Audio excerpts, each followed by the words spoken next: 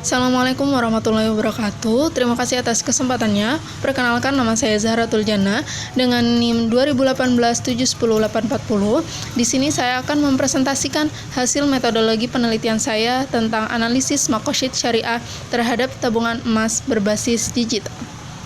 Selanjutnya adalah pendahuluan, di mana terdiri dari latar belakang, rumusan masalah, tujuan penelitian, dan manfaat penelitian. Adapun latar belakang dilihat dari teknologi yang semakin berkembang. Semakin pesatnya perkembangan teknologi di era digital membuat banyak perubahan dalam pola hidup sebagaimana penggunaan dalam internet. Hampir sebagian besar aktivitas dan bidang mengalami perubahan dimulai dari cara bekerja, berkomunikasi, pelayanan keuangan, dan dalam mendapatkan informasi. Dan salah satu dampak dari tumbuh pesatnya teknologi digital adalah dalam bidang finansial, terutama dalam bidang investasi emas atau tabungan emas. Selanjutnya ada rumusan masalah. Rumusan masalah di sini adalah bagaimana sih hukum dan analisis makosyid syariah pada tabungan emas digital. Kemudian ada tujuan penelitian. Tujuan penelitian ini untuk mengetahui dan menjelaskan tentang hukum serta analisis makosyid syariah pada tabungan emas digital. Adapun manfaat penelitian adalah sebagai sarana belajar serta memberikan gambaran tentang hukum tabungan emas digital. Bab selanjutnya adalah tinjauan pustaka yang terdiri dari penelitian terdahulu, landasan teori, serta kerangka pemikiran. Dan pada penelitian kali ini, saya menggunakan 4 penelitian terdahulu yang berkaitan dengan penelitian yang akan saya lakukan. Penelitian yang pertama yaitu dari Khairul Aswar dan Muhammad yang berjudul Tabungan Emas dalam Tinjauan Hukum Islam, Studi Kasus di Pegadaian Syariah Caban Binrang.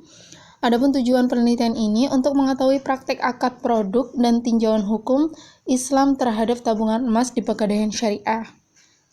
Yang kedua ada dari Andini, Iman, dan Nunung yang berjudul The Analysis of Gold Saving Product Application According to Dictation of DSN MUI nomor 77 DSN MUI _5/2020 Case Study in PT Pegadaian Syariah Solo Branch. Adapun tujuan penelitian ini untuk mengetahui prosedur simpanan emas dan sistem yang berlaku dan dijalankan oleh PT Pegadaian Syariah Solo dan tentang pendapat ulama pada fatwa DSN MUI tentang jual beli emas non-tunai. Selanjutnya ada penelitian dari Lila Ayuda yang berjudul Eksistensi Investasi Emas sebagai Investasi Ideal ditinjau dari pendekatan muamalah. Adapun tujuan penelitiannya untuk mengetahui eksistensi emas untuk jangka panjang dari sudut pandang muamalah. Dan penelitian yang terakhir ada dari Ahmad Muhajir yang berjudul Analisis Hukum Investasi Emas Online. Tujuan penelitian ini untuk mengetahui bagaimana Islam melihat hukum investasi emas online. Dan untuk penelitian saya sendiri yaitu analisis makosyid syariah terhadap tabungan emas berbasis digital, tujuannya adalah untuk mengetahui hukum Islam dan manfaat tabungan emas sebagai investasi dilihat dari makosyid syariah. Selanjutnya adalah landasan teori. Yang pertama adalah emas. Pengertian dari emas sendiri, sejak zaman dahulu emas digunakan sebagai lambang keagungan, kejayaan, dan kemakmuran. Sedangkan menurut Henry, emas adalah standar keuangan yang ditentukan oleh berbagai bentuk negara dan juga sebagai alat tukar yang relatif abadi dan diterima di semua negara di dunia. Nah, adapun pada zaman Rasulullah SAW, emas digunakan sebagai alat tukar jika ingin membeli barang. Dalam Islam sendiri, emas telah disebutkan dalam beberapa ayat seperti Surat Ali Imran ayat 19 dan Surat Ali Imran ayat 1 dan masih banyak lagi di surat-surat yang lainnya. Yang kedua adalah tabungan emas. Tabungan emas dalam Pegadaian Syariah adalah layanan pembelian dan penjualan emas dengan cara membeli emas dalam bentuk logam mulia melalui fasilitas selayaknya menabung. Adapun tabungan digital emas adalah layanan penitipan saldo emas yang memudahkan masyarakat untuk berinvestasi emas. Selanjutnya ada makosyid syariah. Makosyid syariah sendiri secara etimologi itu terdiri dari dua kata. Yang pertama adalah makosyid yang berarti kesengajaan atau tujuan, sedangkan asyariah adalah jalan menuju air, atau bisa dikatakan dengan jalan menuju ke arah sumber kehidupan. Adapun secara terminologi, menurut Imam Al-Ghazali, maqasid syariah adalah penjagaan terhadap maksud dan tujuan syariah, yaitu upaya mendasar untuk bertahan hidup, masalah faktor-faktor kerusakan, dan mendorong terjadinya kesejahteraan. Dasar dari maqasid syariah sendiri terdapat pada Al-Quran dan As-Sunnah. Salah satunya pada surat At-Thaha ayat 2, yang artinya kami tidak menurunkan Al-Quran ini kepadamu agar kamu menjadi susah. Pada tingkat kepentingannya, maqasid syariah itu dibagi menjadi 3, yaitu pengaruh terhadap urusan umat, berbentuk daruriyat, hajiyat, dan tahsiniyat. Yang kedua adalah pengaruh kolektif dan personal, yang terdiri dari kuliah dan juz'iyah. Dan yang terakhir adalah untuk kebutuhan, itu terdiri dari qat'iyah, zahniyah, dan wahniyah. Nah, maqasid syariah sendiri menjamin terjaganya tujuan dari tujuan yang yaitu memelihara agama, nyawa, akal. Adapun hukum tabungan emas sendiri kan asalkan memenuhi persyaratan yang telah diajukan. Selanjutnya ada ketentuan. Untuk ketentuan ini, hal yang perlu diperhatikan dalam melakukan tabungan emas digital itu antara lain memiliki akun aplikasi, memiliki KTP, serta mengisi formulir permohonan pembukaan rekening tabungan emas. Di berbagai aplikasi yang menyediakan layanan tabungan emas, untuk pembukaan tabungan digital hampir sama, hanya berbeda dari besarnya setoran. Tiap aplikasi memiliki aturan tersendiri dalam melakukan setoran. Misalnya pada aplikasi Tokopedia, minimal setoran yang diperbolehkan adalah 5.000. Dan yang terakhir adalah aplikasi maqasid syariah sebagai investasi dalam transaksi tabungan emas digital.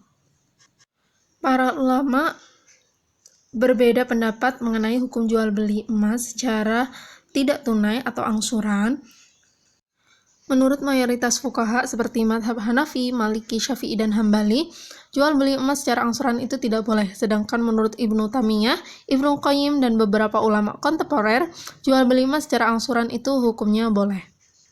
Adapun ulama yang membolehkan jual beli emas secara angsur atau tabungan mengemukakan dalil bahwa pertama, emas dan perak adalah barang sil'ah atau yang dapat diperjualbelikan dan tidak lagi difungsikan sebagai saman. Yang kedua, masyarakat membutuhkan transaksi jual beli emas dan jika tidak diperbolehkan, mereka akan mengalami kesulitan dalam memenuhi kebutuhan mereka terhadap emas.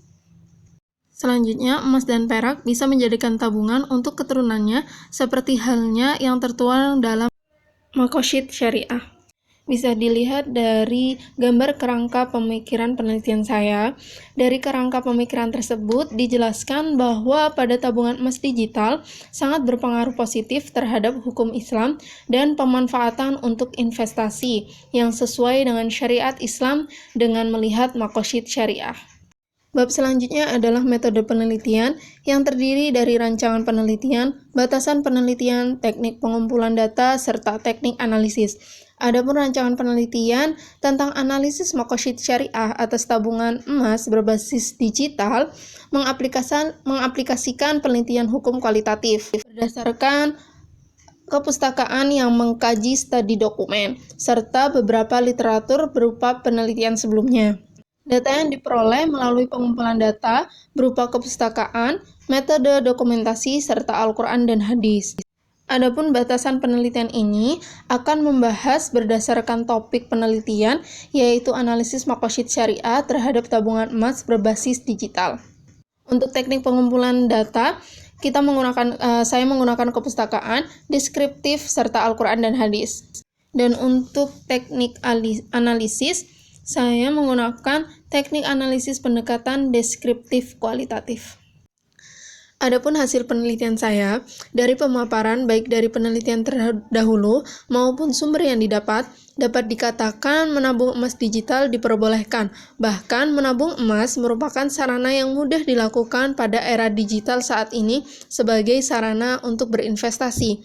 Adapun analisis makosid syariah pada tabungan emas termasuk pada golongan hajiyat, yaitu kebutuhan umat untuk memenuhi kemaslahatan dengan menjaga tatanan hidup, serta termasuk dalam penjagaan nasab, yaitu sebagai pegangan untuk keturunan-keturunannya.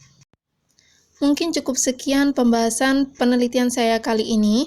Kurang lebihnya saya mohon maaf apabila ada salah kata atau pembahasan secara keseluruhan. Terima kasih. Wassalamualaikum warahmatullahi wabarakatuh. Sampai jumpa.